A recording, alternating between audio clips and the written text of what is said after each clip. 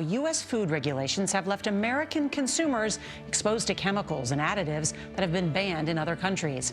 CBS's Holly Williams goes in depth to show us how some of these ingredients may be linked to cancer and other health-related issues. Costco, your favorite place, right? Those towering warehouse ceilings, the squeaky wheels on oversized carts, the land of 10-pound bags of gummy bears, free samples, and that glorious $1 hot dog. You go in to buy one rotisserie chicken and come out $400 later with a smug feeling that you're so smart for buying your healthy food in bulk. But here's the tea. A lot of those healthy staples you're loading into your large cart wouldn't even be legal in Europe. No joke. While you're thinking you're a health god, European regulators are looking at our ingredient lists and shaking their heads in horror. So, grab your giant coffee mug. This is gonna be a bumpy ride, starting with the biggest betrayal of all. 10. The breakfast betrayal. Okay, let's start with the most important meal of the day, or the one we mess up the most. You're trying to be good. You really are. You grab a quick breakfast, something to get you going. How about a Kirkland signature protein bar? High protein, low sugar, gluten-free. But here's the kicker. It's often packed with sucralose. That's an artificial sweetener. In Europe, they're extremely suspicious of this stuff. Why? Oh, just little things, like studies suggesting it can totally mess with your gut bacteria. You know, the good little guys in your belly that control everything. While the FDA here is saying it's fine, Europe is restricting it. But protein bars are for gym rats, you say. You're an oatmeal person. Good wholesome oats. You grab Costco's instant oatmeal. Simple, right? Flip that box over. See that little ingredient called BHT, butylated hydroxytoluene? That's a chemical preservative. It's there to keep the fats in the oats from going gross on the shelf. In Europe,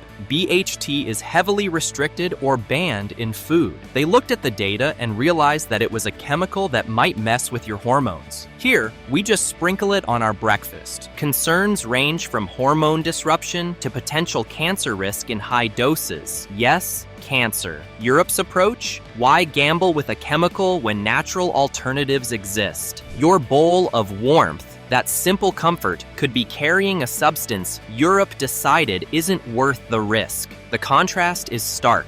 A continent prioritizing long-term health over shelf life, while American consumers unknowingly eat what others reject. And if you'd like to support us, don't forget to like this video and subscribe. You'll be glad you did. So, your breakfast is basically a science experiment you didn't agree to. But hey, it's just breakfast. Surely those cute little healthy snacks for the kids are fine, right? Right? Oh, you sweet, trusting soul. I bet you'd be more than shocked about the next thing on the menu for you. 9. Snack time sabotage. Welcome to the snack aisle, a wonderland of colorful bags, all screaming natural, organic, and healthy. It's also a wonderland of lies. Let's start with a kid classic, Annie's Organic Bunny Fruit Snacks. They're organic. The box has a cute bunny. It must be good. But check the ingredients. You'll often find red 40, yellow 5, and yellow 6. These are artificial, petroleum-based dyes. In the European Union, foods with these dyes have to carry a warning label that literally says, may have an adverse effect on activity and attention in children. They're basically legally required to tell parents, this might make your kid bounce off the walls. Here in the US, we just call it a treat and wonder why Timmy can't sit still. Okay, so the fruit snacks are out. What about veggie straws? You've seen them. They're in every pantry in America. They're made with vegetables. It says so right on the bag. Spoiler alert,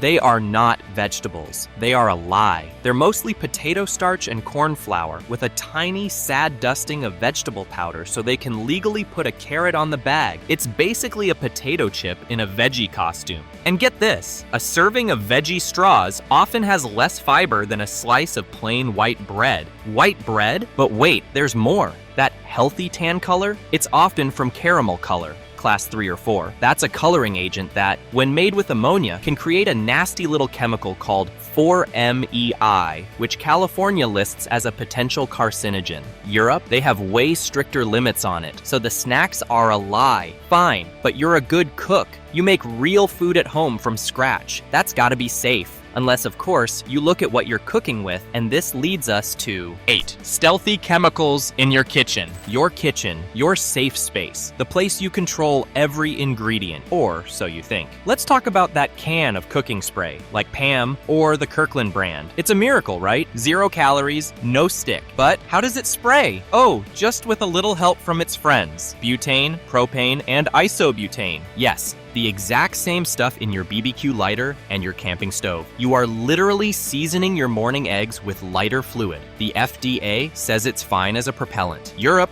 not being run by complete lunatics, is like, we'd rather just use a paper towel with some olive oil, no offense. Okay, so you'll toss the spray. You'll just make a nice sandwich with some deli meat. What about the processed meats at Costco? The bacon, the deli turkey, the ham? They're often loaded with phosphates, like sodium phosphate, to make them juicy and help them last forever. Here's the problem, especially for seniors. Our bodies are not designed to handle this much inorganic phosphate. It's been linked to kidney problems, heart disease, and bone density issues. It's a huge red flag ingredient. In Europe, they have super strict limits on how much can be added to meat. Here, it's a free-for-all. Your Sunday brunch bacon could be contributing to an unseen burden on your cardiovascular system, a burden that European consumers are largely shielded from. So you can't spray your pan and you can't make a sandwich. What's left? Fresh fruits and vegetables? Oh, you are not getting off that easy. Sorry, you really are not. 7. A pesticide problem. You're trying so hard. You really are. You skip the cookie aisle, you ignore the 5-pound tub of Nutella, and you march your virtuous self right over to the fresh produce section. You're at Costco, filling your cart with beautiful, vibrant, healthy food. You grab that giant plastic coffin of strawberries. They look amazing, glistening under the fluorescent lights. So healthy, so red, so absolutely drenched in pesticides. There's a reason strawberries are always #1 on the Dirty Dozen list. They're basically little red sponges for chemicals. We're talking stuff like carbendazim, a fungicide that Europe banned ages ago because it might mess with, making babies. Or chlorpyrifos, an insecticide so bad for brains, especially children's brains, that the EU kicked it to the curb back in 2020. This stuff is an organophosphate, which is literally in the same chemical family as nerve gas. But for decades, we were just casually eating it on our fruit salad. Here, it was a long, political, drawn-out fight just to get it finally banned for food crops. And it's not just berries. See that big pile of shiny apples? They look so crisp and perfect, right? They stay that way in storage thanks to a chemical called diphenylamine, DPA, which stops the skins from getting brown spots. Europe banned it back in 2012. Not because they proved it was dangerous, but because when they asked the chemical companies for the safety data, the companies basically shrugged. The EU's big concern? DPA can break down into, wait for it, nitrosamines? Yes, the same nasty cancer-causing things I'm going to tell you about in your pizza later. Fun! Oh, and that mountain of American-grown corn? It's likely swimming in atrazine, an herbicide so nasty it was banned in Europe in 2003. 2003! They banned it because it was all over the water supply and is a powerful hormone disruptor. We're talking chemically castrating frogs in the wild levels of bad. Or paraquat, another heavy-duty weed killer banned in the EU because it's strongly linked to Parkinson's disease. This stuff is so toxic you need a special license to even use it, yet it's all over our crop fields. The fresh produce aisle isn't a picture of health. It's a chemical minefield. You know what? Forget it. You'll just skip the produce and grab something to drink. Something simple. Something safe. Oh, you poor, innocent soul. 6. What's really in your drink? Gotta stay hydrated, right? After that trip through the produce aisle, you probably feel like you need a stiff drink. But what are you hydrating with? Ever seen those brightly colored citrus sodas or sports drinks? That neon mountain green or sun orange? Ever wonder how they get that natural citrus flavor to mix so perfectly with the sugar water? I'll tell you, it's often an ingredient called brominated vegetable oil, BVO. Let's break that down, shall we? Brominated. It contains bromine, the same chemical element found in Flame retardants for furniture. Yes, you are literally drinking flame retardant. I'm not kidding. Who was the guy in the lab who looked at a bottle of fireproofing spray and thought, you know what would be great in a Fanta? It's banned as a food additive in Europe and Japan because, shockingly, they don't like the idea of their citizens drinking chemicals that can build up in your body fat and potentially mess with your thyroid and nervous system. In America, gulp, gulp. We've been chugging this stuff for decades in everything from Mountain Dew to some store-brand orange sodas. It's a chemical horror show in a 2-liter bottle. Fine, you say, your hands trembling as you put down the Sunkist. No more neon soda. I'll just drink juice. Or sweet tea. Something normal. Okay, let's look at that juice. Or that soda. Or that sweetened tea you just bought a gallon of at Costco. Flip it around. What's the first or second ingredient? I'll bet my gym membership card it's high fructose corn syrup, HFCS. It's in everything. It's cheap, it's super processed, and it's what our food system runs on. Why? Because of all that chemical-soaked corn we just talked about. We have mountains of it, so we invented a way to turn it into a super cheap, extra sweet liquid sugar that we now pump into everything. Many doctors link it to our epidemics of obesity, fatty liver disease, and type 2 diabetes. In Europe, you barely see it, not because it's technically banned, but because their trade policies and farm subsidies favor actual sugar. They just use sugar from a sugar beet or sugar cane. What a wild, revolutionary concept. We're the only country that guzzles this processed corn sludge by the gallon. Okay, I'm just going to drink water. Plain, boring water. But my food is so bland now. A little ketchup can't hurt, can it? 5. Hidden additives in your flavor boosters. Condiments. They're the little things that make food fun, right? After all, we can't spray our pan with lighter fluid anymore, and the produce is a pesticide bath. Surely we can at least have ketchup? A little dab of this, a little squeeze of that. They're the accessory that completes the outfit. They're also, surprise, surprise, little chemical grenades full of stuff Europe won't touch. Let's look at your salad dressing. That bottle of creamy ranch. Why is it so perfectly, unnaturally snow white? Real buttermilk and herbs aren't that color.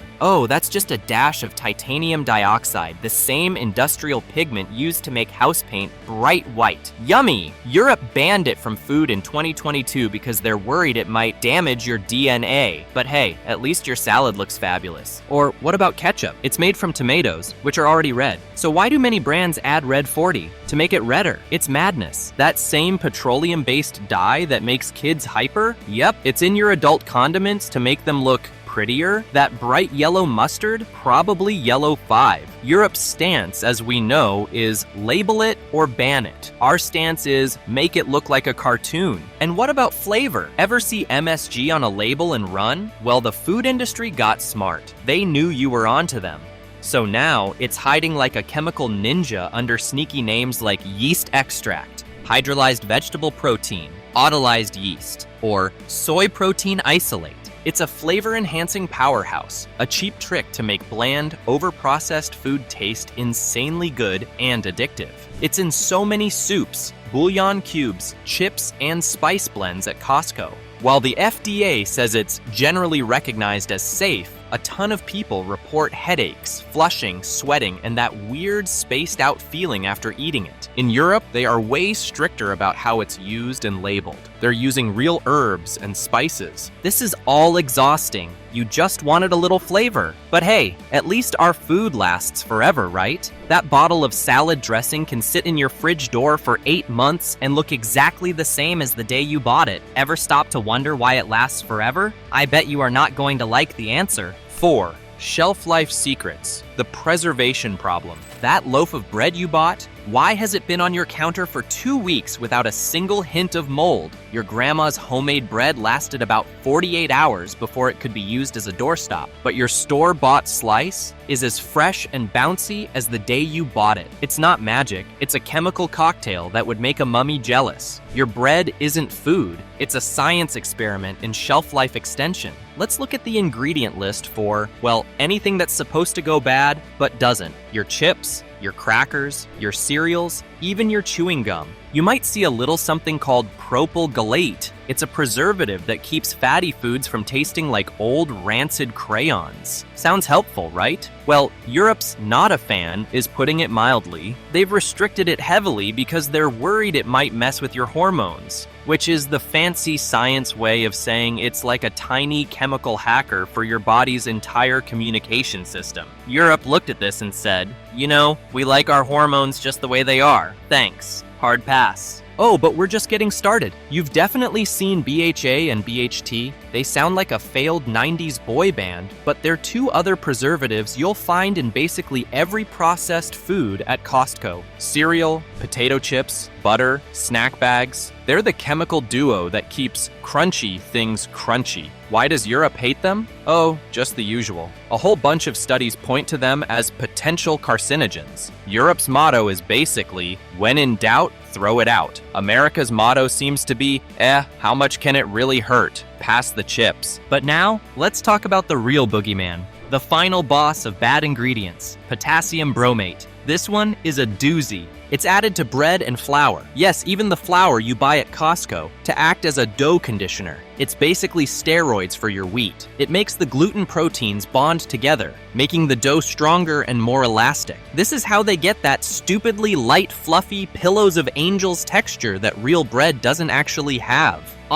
How nice. Oh, one tiny side effect. It's also classified as a potential cancer cause by the International Agency for Research on Cancer. These are the top shelf, big brain scientists who study this stuff for a living, and they pointed right at potassium bromate and said, yep, that one probably causes cancer. So who banned it? Let's make a list. The entire European Union, Canada, China, Brazil, India, Nigeria. Basically, most of the civilized planet looked at this stuff and said, absolutely not. Get this cancer bread away from us. And here, in the land of the free and the home of the chemically treated bun, it's 100% A-OK. It's in your Costco bakery items. It's in your hamburger buns. It's in your pizza dough, all for a slightly fluffier slice. It's insane. Your food is a chemical mummy, preserved with stuff that messes with your hormones and stuff that definitely gives rats cancer. Also, it can survive a nuclear apocalypse on a store shelf. How do they get away with it? How do they sell this garbage to you and make you think it's a good deal? It's easy. They just lie to your face on the label. And that's the beginning. 3. The natural lie. Unmasking misleading labels.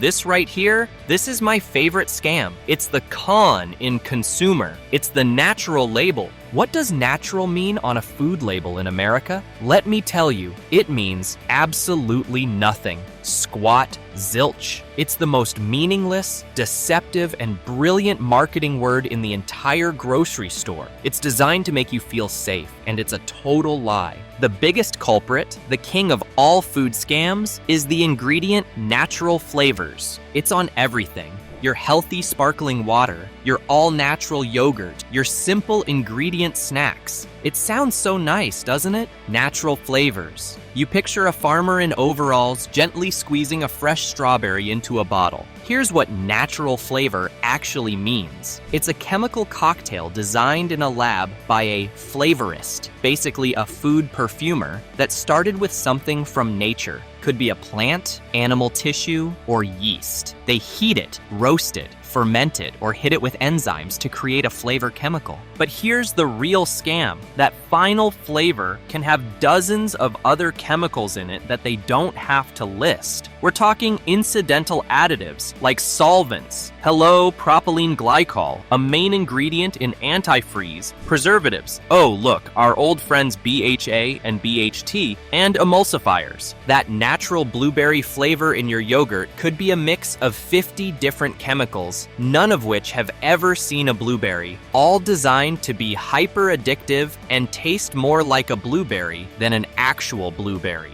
Want to know the most famous example? Castoreum. It's a natural flavor used for vanilla or raspberry notes. Sounds harmless, right? It comes from the anal glands of a beaver. I am not joking. They literally milk a beaver's butt to get this goo. Is it natural? You betcha. Is it what you thought was in your vanilla latte? Hell no. In Europe, the rules are much clearer. They make companies actually say what's in the food. They don't let you hide a 50 chemical long ingredient list under 2 friendly words. And this lie is everywhere. Made with real fruit. Yeah, it's made with a single drop of fruit concentrate and a dump truck of sugar, corn syrup, and red 40. It's like saying your sofa is made with real wood because there's a toothpick lost in the cushions. No artificial colors. This one's a classic. Great! No petroleum dyes. So what is giving that strawberry yogurt its rich red color? It's probably cochineal extract or carmine. That's a fancy name for crushed up beetles. They boil and grind thousands of tiny red bugs to make a dye.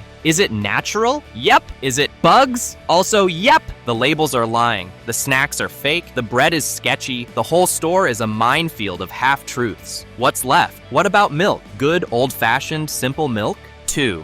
Dairy dilemmas. Hormones and hidden inflammations. That gallon jug in your cart, cold and innocent looking, proudly claiming vitamin D and good source of calcium. I hope it's not conventional American milk because Europe is horrified by our dairy. I'm not exaggerating. They look at our milk jugs with the same expression we'd have if someone offered us a refreshing glass of gutter water. First, let's talk about the big one, RBGH, or recombinant bovine growth hormone. That sounds like something from a sci-fi movie, and it pretty much is. It's a synthetic man-made hormone we invented to inject into cows to force them to produce way more milk than they naturally would. It's a factory farm fantasy. The problem? It's banned. Banned in all 27 countries of the European Union. Banned in Canada. Banned in Japan. Banned in Australia. Banned in New Zealand. Basically, everyone looked at this stuff and said, nope. Why? For 2 giant, screaming red flag reasons. It's bad for the cows. It makes them sick. It's linked to a huge increase in painful udder infections called mastitis. And what do you give a cow with a constant infection? Antibiotics. Tons of them. And where do those antibiotics and pus end up? Take a guess. The Milky Way, and I'm not talking about stars. It's bad for us. We just don't know the long-term effects on humans who drink it. It increases another hormone in the milk, which some studies have linked to an increased risk of, you guessed it, cancer.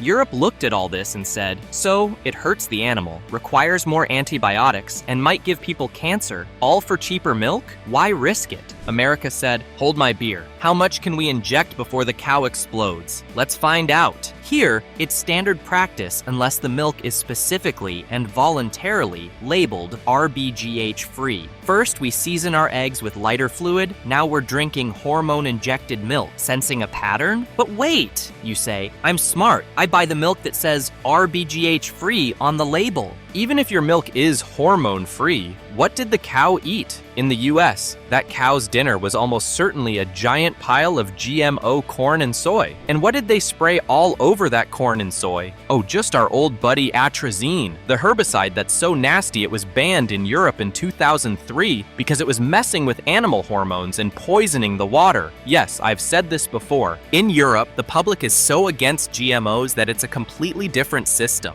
They had a full-blown public revolt about it. The idea of feeding genetically modified, pesticide-drenched grain to their animals is just not something they do. So your wholesome glass of milk is complicated. It's a chemical and hormonal landmine. It's all so exhausting. You just wanted a glass of milk, not a subscription to a chemistry journal. Okay, I'm done. I'm just going to buy a frozen pizza, call it a day, and not think about it. You already know where this is going, don't you? Perhaps the next reveal is the scariest we've mentioned so far. Stick around and find out. 1. Processed meal. Pitfalls. The quick fix compromise. We're all tired. We all buy frozen dinners. No judgment. But let's look at that frozen pizza or those ready-to-eat deli meats. See the pepperoni, the bacon, the ham? To keep it all pink and pretty and fresh looking, and to kill bacteria, they're loaded with sodium nitrite and sodium nitrate. Here's the scary part. When you heat these chemicals, like cooking your pizza, they can form something called nitrosamines. And nitrosamines are, well,